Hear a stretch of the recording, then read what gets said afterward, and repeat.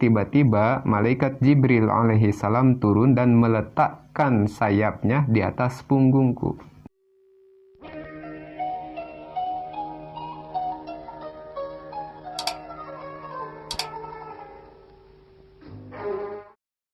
Assalamualaikum warahmatullahi wabarakatuh.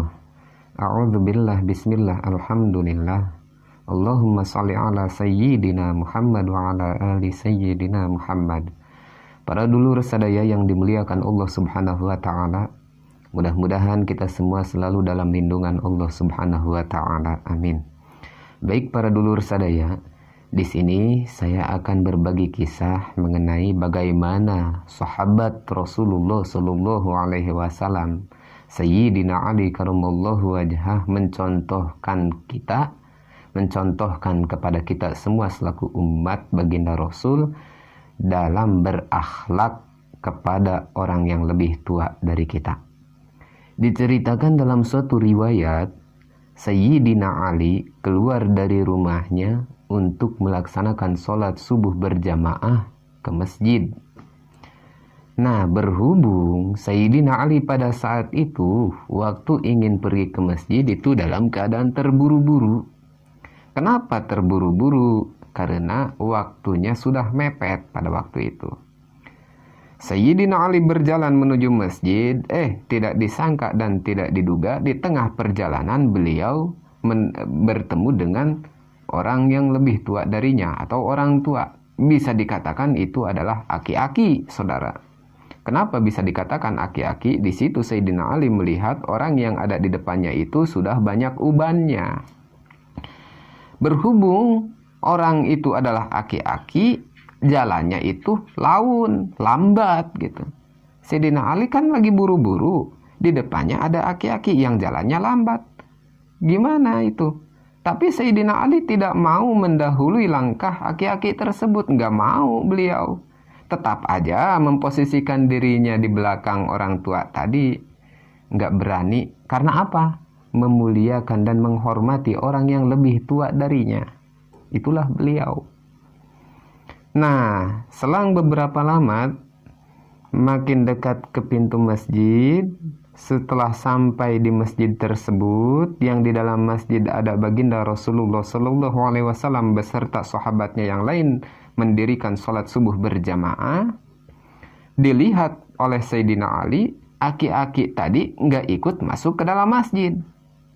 Udahlah, Sayyidina Ali mah nggak mau banyak komentar, mau masuk mau enggak. Kalau kita masuklah Sayyidina Ali ke dalam masjid.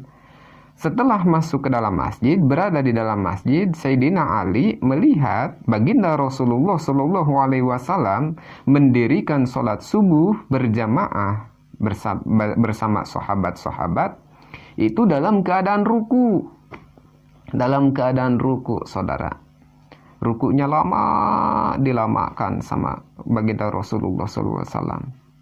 Ya udahlah, Sayyidina Ali langsung saja masuk ke dalam shaf, langsung saja jadi makmum masbuk. Setelah sholat, setelah bubar sholat, Sayyidina Ali memberanikan diri untuk bertanya kepada Rasulullah SAW. Ya Rasulullah, kata Sayyidina Ali, kenapa tadi saat ruku dipanjangkan? Apa yang engkau baca ya Rasulullah? Kata Rasulullah Sallallahu Alaihi Wasallam, ya Ali, tadi aku ruku, sebenarnya aku membaca apa yang biasa aku baca. Tapi ketika aku ruku, mau bangun dari rukuku, tiba-tiba malaikat Jibril alaihi salam turun dan meletakkan sayapnya di atas punggungku. Maka dari itu aku tidak berani untuk bangun dari rukuku. Kata sahabat-sahabat yang lain yang mendengarkan perkataan baginda Rasul itu bertanya.